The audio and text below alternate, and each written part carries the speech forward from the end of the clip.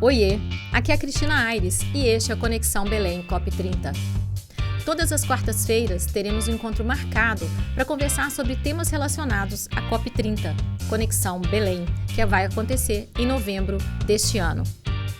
Bora lá falar sobre este tema e tantos outros assuntos na sua plataforma de áudio preferida. Espero você! Eu sou Cristina Aires e este é mais um episódio do Conexão Belém COP30. Hoje nós vamos falar com o André Guimarães, do IPAM, que é o Instituto de Pesquisa da Amazônia. Eu vou de novo fazer uma cola do currículo dele, porque ele é uma pessoa que tem um currículo bastante expressivo. Bom, o André Guimarães é um agrônomo formado pela UNB, que é a Universidade de Brasília, com mestrado pela Universidade de Cornell em Economia Agrícola, foi vice-presidente de Desenvolvimento da Conservação Internacional, da Divisão da Américas, fundador e diretor da Brasil Florestas, coordenador de relações com o setor privado no Banco Mundial, no Programa Piloto de Florestas Tropicais, foi diretor da A2R, Fundos Ambientais, e diretor do Instituto Bioatlântica e do Amazon. O IPAM é o Instituto de Pesquisa Ambiental da Amazônia, instituto de pesquisas com atuação para o desenvolvimento sustentável da Amazônia e do Cerrado. Recentemente, foi nomeado enviado especial para a sociedade civil na COP30. André, prazer estar aqui com você. Você está com 2 chapéus nesse momento, né? O chapéu de enviado pela sociedade civil, né? Enviado especial para a COP, que é bastante importante, é uma missão e tanto, né?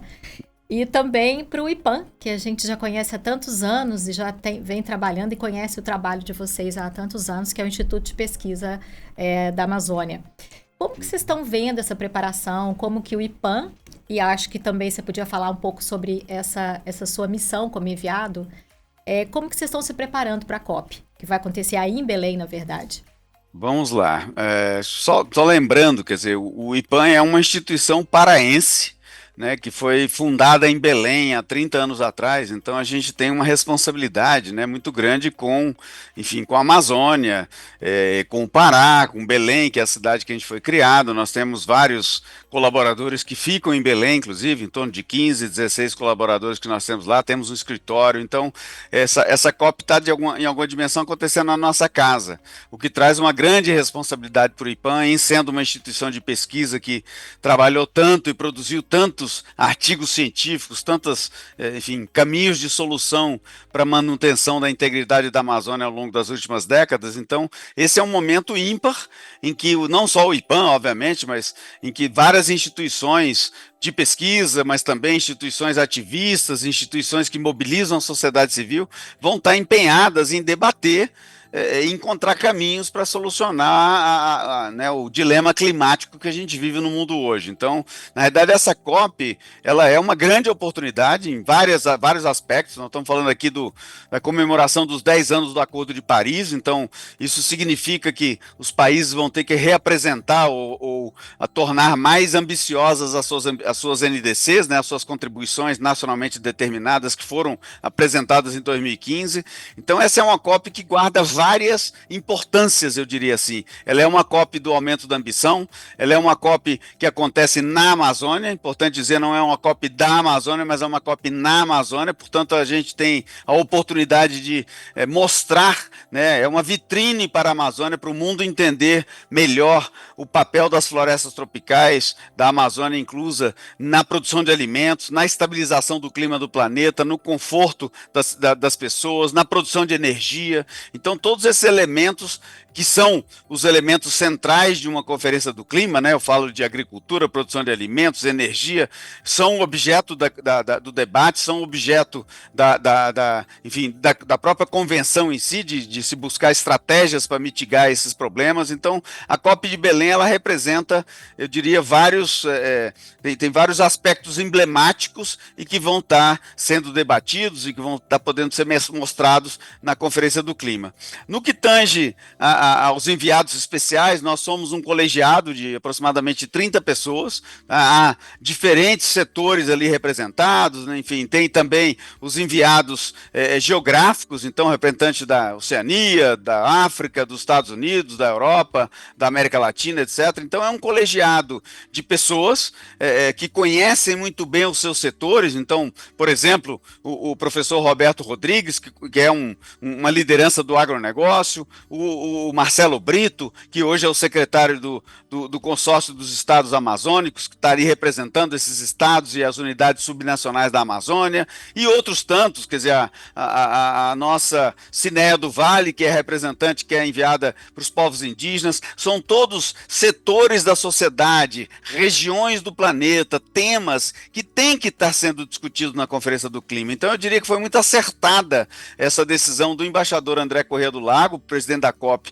e da Ana Toni, que é a diretora executiva da COP30, de criarem esse grupo. Esse grupo, na realidade, ele aproxima a presidência da COP e o debate, às vezes árido da Convenção do Clima, aproxima da sociedade, permite que a sociedade comente, permite que a sociedade entenda, permite que a sociedade contribua para esse momento e para esse debate tão estratégico, eu diria vital, para a nossa continuidade de vida nesse planeta. Então, nada mais correto do que a gente poder, enquanto sociedade civil, enquanto setores organizados, enquanto geografias do planeta, contribuirmos com esse debate. Então, eu acho que foi uma decisão acertada, eu espero que esse grupo continue realmente juntos. Nós tivemos uma primeira reunião na semana passada, mas temos outras reuniões já marcadas, temos solicitações e pedidos do embaixador André para que esse grupo traga informações, traga sugestões, traga elementos. Então a expectativa nossa é muito grande de poder realmente contribuir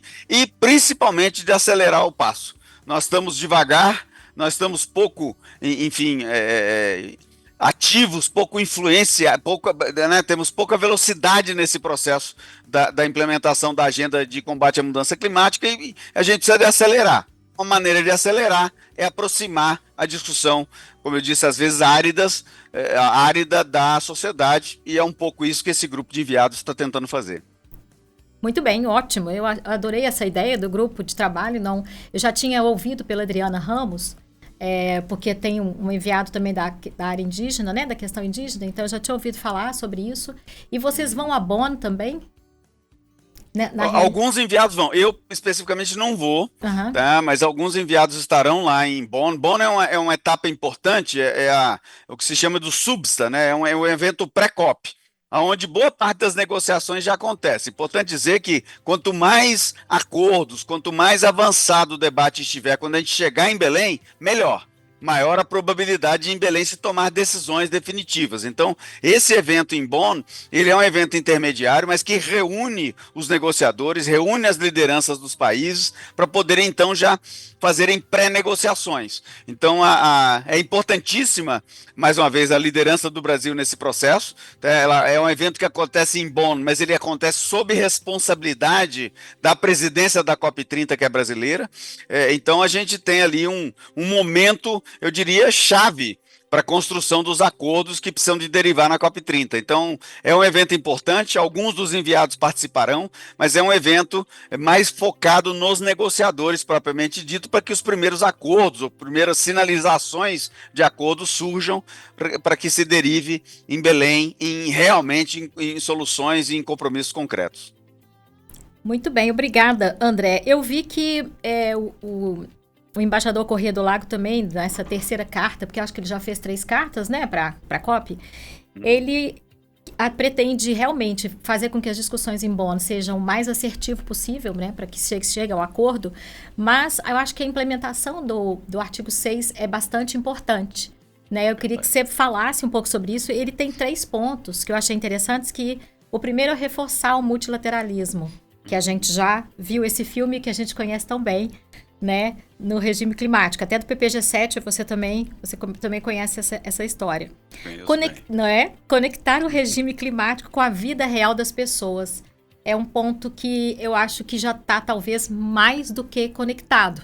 Não, do meu ponto de vista, no sentido de que as pessoas estão já sofrendo com as inundações, uma cidade inteira foi afetada, Porto Alegre, e também com o calor extremo que a gente está vivendo, 50 graus ou mais, né, as sensações térmicas. Então, conectar, o que seria isso exatamente, eu ainda não consegui chegar nesse raciocínio.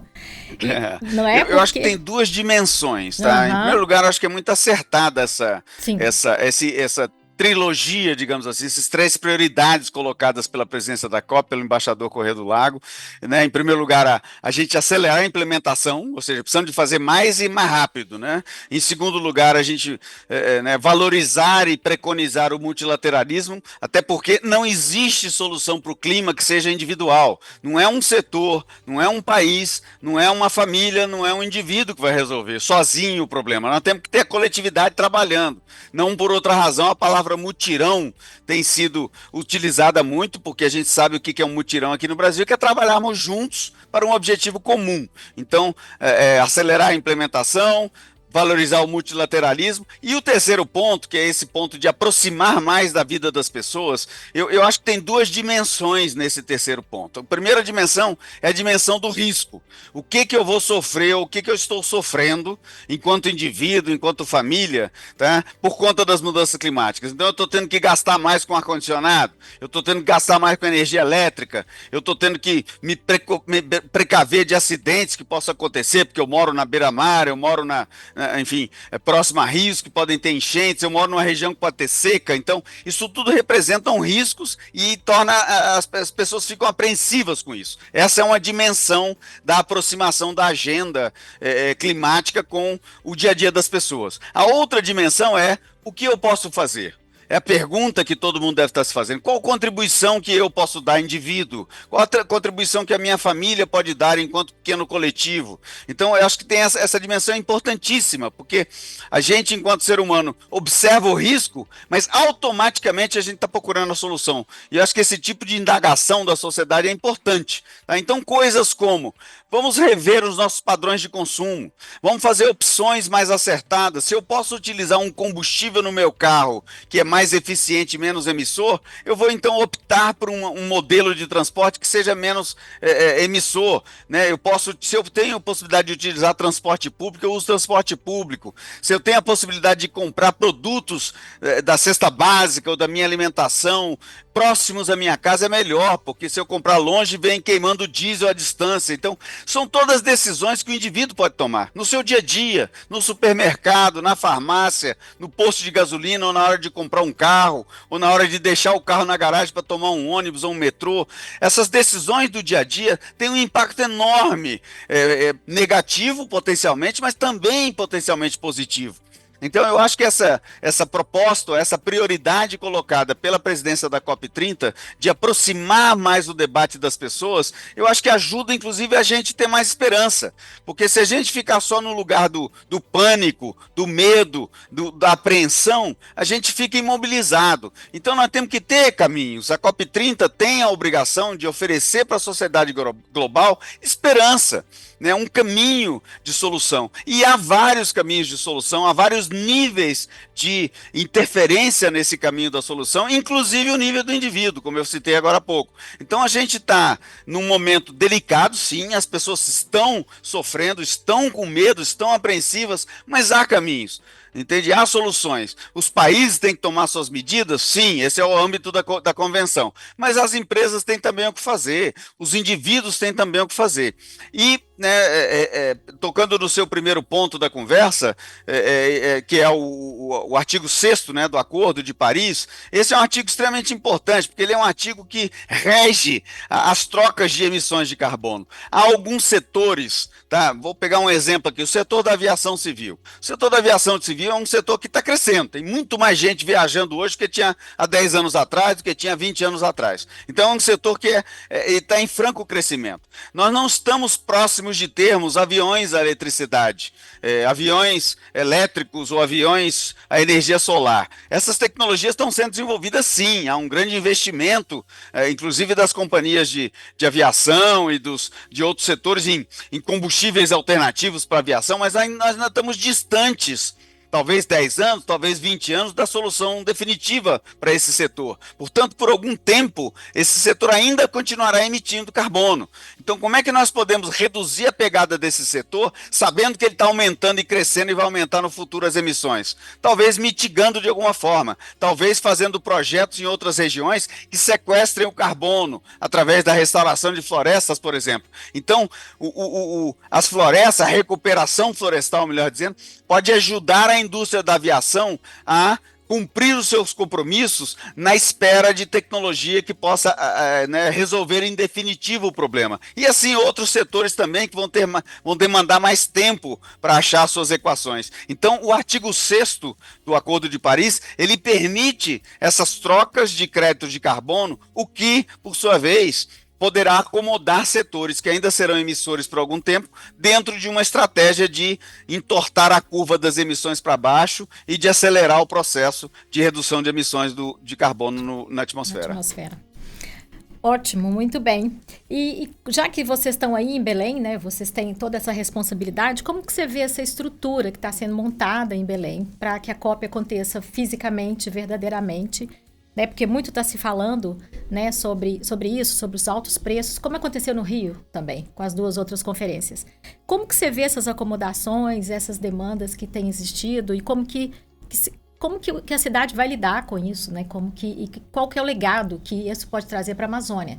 Né? Então, a gente falou um pouco, antes você falou sobre que isso é ótimo, uma vitrine, né, para o mundo, e realmente é, né? Eu morei em Carajás, trabalhei para Vale do Rio Doce, então conheço bem o estado e gosto muito, na verdade, de Belém, muito. Então, assim, é uma cidade muito rica, né, em termos de tudo, é uma cidade onde as pessoas são super inteligentes. Eu lidei com pessoas muito inteligentes, tem institutos maravilhosos, né, mas eu acho que a acomodação realmente aí fica complicada e eu queria saber como que você está vendo esse andar da carruagem, além da parte realmente das discussões da COP. Vamos lá. Bom, em primeiro lugar, eu já vou dar a minha opinião. Eu tenho zero preocupação com a qualidade, né, a qualidade dos espaços, a qualidade, inclusive do alojamento, a qualidade da comida, né, que Belém vai oferecer para os visitantes. Eu não tenho dúvida nenhuma, tá, de que as pessoas vão sair de lá deslumbradas com Belém, deslumbradas com a Amazônia, entende? Aprendendo um pouco mais sobre aquela realidade, tá? Vamos ter algumas dificuldades? Vamos, tá? Vai ter hotel caro, tá? E eventualmente vai ter um transporte que não vai funcionar a contento, mas veja bem, este é o mundo real. Esta é uma COP acontecendo numa cidade que é real. O mundo tem problema de transporte, o mundo tem problemas de infraestrutura. E Belém não vai esconder isso para debaixo do tapete. Eu acho que se a gente tiver sobriedade, nós vamos entender que esta COP está acontecendo numa capital importante, de um país em desenvolvimento, em que traz todas as belezas e todas as bonanças de uma cidade tão bela e tão histórica quanto Belém, mas traz também as dificuldades. O mundo é assim. Então, eu já fui, essa vai ser a minha 12ª COP.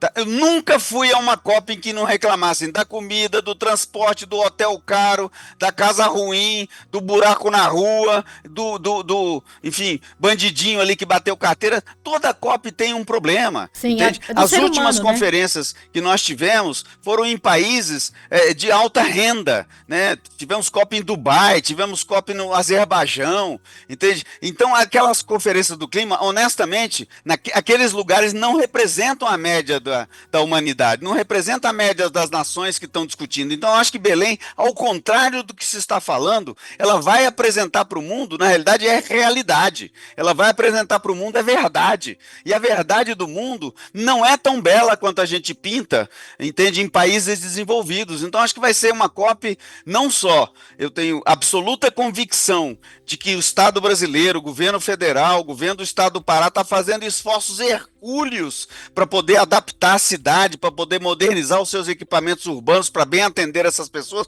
Isso vai ser percebido por quem visitar a cidade, tá? Talvez tenhamos problemas.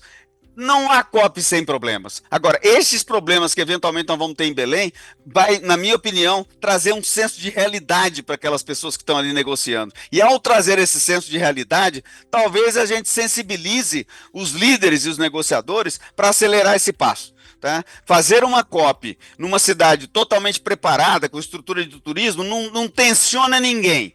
Eu acho que um pouco de tensionamento vai ajudar a gente a acelerar a solução. Belém vai fazer a COP mais espetacular e eu não tenho dúvida disso. Eu morei no Rio de Janeiro durante as Olimpíadas e durante a Copa do Mundo e se falava a mesma coisa. E até onde eu pude ver, os estrangeiros com os quais eu conversei lá me disseram que foi a melhor Olimpíada da história, com todas as dificuldades do Rio de Janeiro. Nós vamos fazer a mesma coisa em Belém, eu não tenho dúvida nenhuma. Sem dúvida, eu acho que o que você falou é extremamente importante. É uma COP bem real nesse sentido, né?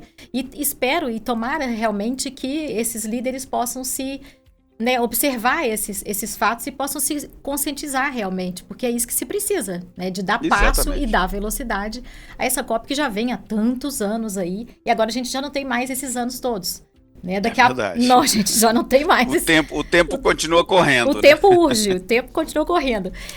Nesse sentido de ser uma COP real e a gente está vivendo momentos também tão difíceis e tão importantes no mundo, né? Que também tem a ver com o clima, que é a migração, né, de tantas pessoas e tantas guerras e conflitos, e a saída dos Estados Unidos do Acordo de Paris. Então, eu queria pontuar um pouco que você acha que vai ser esse reflexo da saída dos Estados Unidos, essa nova ordem que o mundo está sofrendo realmente, a gente parece que está de cabeça para baixo, né, na verdade. E essa COP vem justamente nesse momento, inclusive que até o Brasil está de cabeça para baixo, né, e é controvertido também. Porque enquanto a gente vai numa via para discutir as soluções climáticas, as soluções de implementação desse acordo, vem outra via dizendo que sim, podemos fazer uma grande extração de petróleo na Foz do Amazonas, etc., e licenciamento ambiental, né, que foi aprovado, etc. Então, assim, como que você vê essa mão e essa contramão do mundo e como que isso vai reverberar na COP? Bom, vamos lá. Acho que, em primeiro lugar, é importante separar o governo dos Estados Unidos do país Estados Unidos. O governo dos Estados Unidos, esse que está agora, já esteve num passado recente, já retirou os Estados Unidos do Acordo de Paris, depois os Estados Unidos foi recolocado no Acordo de Paris, agora está saindo de novo do Acordo de Paris. Então, o governo americano, ele flutua, tá? Que a hora está afim, a hora não está afim, etc e tal. Tudo bem, é soberania do país, eles escolheram a liderança de forma democrática e acho que isso tem que ser respeitado. Agora, o país Estados Unidos, os estados americanos, vários deles, empresas e setores econômicos americanos, já estão na rota de descarbonização e não voltarão atrás. Os Estados Unidos é um dos países que mais investe hoje em energias alternativas, em produção de fotovoltaica, em produção de energia eólica, em tecnologias para energia de marés. Então, nós estamos falando de uma vamos dizer assim, de um trem que já saiu da estação. Tá? É claro que não vamos ser ingênuos de achar que a saída dos Estados Unidos do Acordo de Paris não vai impactar a COP30. Sim, vai impactar, vai gerar um pouco mais de ruído, vai gerar insegurança de algumas nações e de alguns negociadores. Acontecerá certamente isso. Agora, nós não podemos, nós enquanto artífices desse processo, ou negociadores desse processo, ou pessoas que entendem dos riscos que nós estamos correndo, nós não podemos esmoecer. Ao contrário, eu acho que a gente tem que usar isso como incentivo a mais. Nós temos que trabalhar mais. 20% das emissões, ou em torno de 20% das emissões saíram da mesa.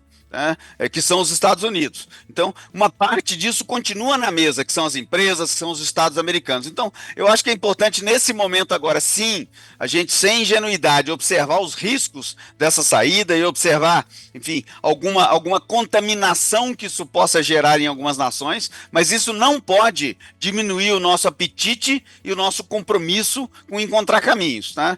A geopolítica global e, em geral, política, isso eu já escutei de vários políticos, não existe vácuo em política e não existe vácuo em geopolítica. Então, se os Estados Unidos estão se reduzindo em termos de importância geopolítica global, outras nações, outras partes do planeta vão ocupar esses espaços. Então, se o governo dos Estados Unidos reduziu a cooperação internacional através da tentativa de extinguir a USAID, por exemplo, outros países vão ampliar a cooperação internacional para manter a sua influência na geopolítica global. Então, eu vejo isso com muita naturalidade. Já houve no passado, está acontecendo agora, possivelmente vai acontecer no futuro.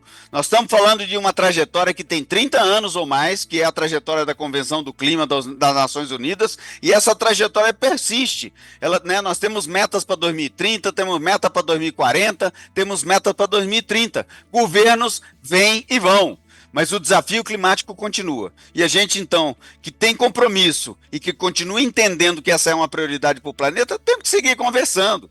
Com relação ao petróleo especificamente, nós estamos vivendo um momento agora em que ainda tem um rescaldo de uma visão antiga de modelo de desenvolvimento que está convivendo com a visão mais contemporânea e moderna e futura. Então, esse convívio vai ainda nos fazer sentir um pouco uma certa ambiguidade. Então, puxa vida, de manhã a gente reduz o desmatamento, de noite a gente autoriza furar poço de petróleo na foz do Amazonas. Esse aparente paradoxo, ele na realidade é um reflexo desse momento da humanidade, um momento em que a gente tem um convívio de duas visões de mundo. É natural, essas duas visões devem ser respeitadas, devem ser consideradas para a gente poder encontrar um caminho que beneficie a todos. Então não tem, a solução do clima do planeta não vai acontecer por decreto. Ela vai acontecer dentro do sistema multilateral, ela tem que acontecer dentro de um processo democrático e ela tem que acontecer dentro de compromissos verdadeiros e que serão perseguidos. Então nós não podemos enfim, enfraquecer a nossa ação em função de um ou outro que desiste, e nós não podemos também nos imobilizar, porque ainda há áreas da sociedade, setores da sociedade que têm um pensamento diferente daqueles que estão buscando a solução. Eu acho que isso é tudo natural, é parte do processo, mas a gente tem uma via de mão única, esse processo só tem uma direção, e a direção é: temos que reduzir a pegada de carbono da humanidade na atmosfera. É tão simples quanto isso. Para fazer isso, nós temos que fazer isso trabalhando juntos, através do sistema multilateral e, enfim, respeitando as visões diferentes. Então, por último, eu queria te fazer uma outra pergunta, né? Você já parcialmente respondeu. Qual que é o legado que você acha que essa COP vai, né? O que você espera que seja o legado dessa COP para a região da Amazônia? Não só para Belém, mas para a região amazônica, que eu acho que é tão importante e tão grande, né, no mundo. Olha, eu diria que eu teria duas, como instituição amazônica, como profissional que trabalha nessa região aí há várias décadas, tá? Eu diria que tem duas expectativas, nós temos duas expectativas em relação à Amazônia. A primeira é que se entenda claramente o papel da Amazônia e das florestas tropicais na segurança alimentar do planeta. Tá? Não existe estabilidade climática do planeta sem a Amazônia e sem as florestas tropicais. Não existe segurança alimentar para o planeta sem a Amazônia e sem as florestas tropicais. A gente só tem chuva no Cerrado porque existe a Amazônia. Tá? A gente só tem chuva na Indonésia porque lá tem florestas. E daqui sai a soja, sai o milho, sai o algodão, saem várias commodities que abastecem o planeta. Da Indonésia, idem. O cinturão tropical do planeta ele é responsável por aproximadamente 40 a 50% da produção alimentar do planeta. Isso só acontece porque a gente tem chuva abundante. E só temos chuva abundante porque temos florestas tropicais abundantes. Então, uma primeira expectativa que eu teria é de que a gente saia da COP30, entendendo claramente que as florestas tropicais não são um obstáculo a ser vencido para a gente se desenvolver. Ao contrário, elas são um elemento central do desenvolvimento e da continuidade do desenvolvimento futuro para o planeta Terra. Então, acho que, em primeiro lugar, eu acho que o fato de que nós teremos uma COP em Belém vai nos ajudar, em Belém, na Amazônia, vai nos ajudar a explicar isso para o restante do planeta, que eventualmente não é tropical, que eventualmente não entende esse tipo de desafio que nós temos aqui. Então, acho que um primeiro desafio, né, ou talvez até uma primeira oportunidade, seja essa, de mostrar que há uma correlação entre a estabilidade climática,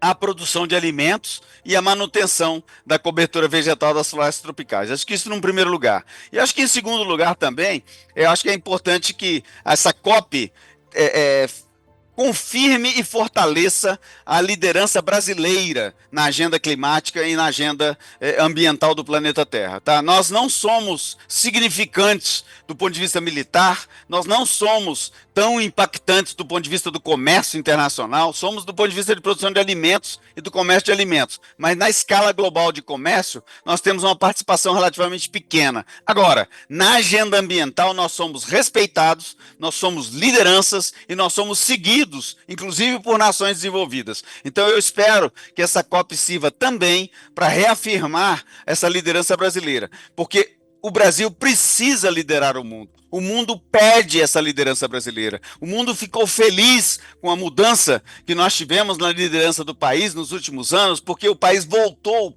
o Brasil voltou a ocupar um espaço de destaque. Esse espaço de destaque estava sem ocupador, estava sem presença de alguém, estava vazio. O Brasil reocupou e a agenda começou a andar. Temos dificuldades geopolíticas, temos guerras acontecendo, são todas questões circunstanciais. A rota da humanidade para descarbonizar o planeta não deve ser afetada por questões circunstanciais. E a liderança do Brasil, ela é não só desejada, como ela é necessária. E eu tenho certeza que a COP30 vai recolocar essa liderança nos trilhos e renovar a esperança da humanidade em soluções. Porque o Brasil é um país que traz, além das belezas, além da nossa competência, além dos alimentos que a gente exporta, a gente leva esperança para o mundo. Muito obrigada, André. Eu achei muito bacana a sua colocação e a sua firmeza de palavras. No final do podcast, eu sempre peço para o convidado e pergunto se ele quer acrescentar alguma coisa ou mandar algum recado, né, ou fazer alguma atenção, algum evento que vocês vão fazer, alguma coisa assim. Então, fica à vontade para tomar esse espaço e dizer... Muito obrigado. Eu só queria, na verdade, agradecer muito, tá? Nós estamos, um pequeno elemento adicional aqui, nós estamos no IPAN comemorando 30 anos esse ano, então, são COP30, 30 anos do IPAN, então tem uma série aí de enfim, numerologias favoráveis e tudo mais, e a gente quer muito emprestar todo o nosso conhecimento, nossa capacidade, inclusive, de fazer ciência, de articular com diversos atores, para que essa COP tenha sucesso, né? Eu estou hoje, enquanto diretor executivo do IPAN, sentado lá junto à presidência da COP, mas quem está sentado na realidade é a sociedade civil brasileira e internacional. Essa sociedade civil que tem historicamente dado uma contribuição ímpar para o debate, tá? Eu vou apenas aqui pegar um exemplo em que nós estivemos envolvidos. Hoje existe um dispositivo na convenção que se chama REDD+, que é a remuneração pelo não desmatamento, ou seja, pagar para não desmatar. Esse modelo, que é parte da solução do clima, foi desenvolvido pela sociedade civil, e a sociedade civil, inclusive o IPAN envolvido, apresentou esse caminho de solução. Então eu acho que é um evento que traz várias importâncias.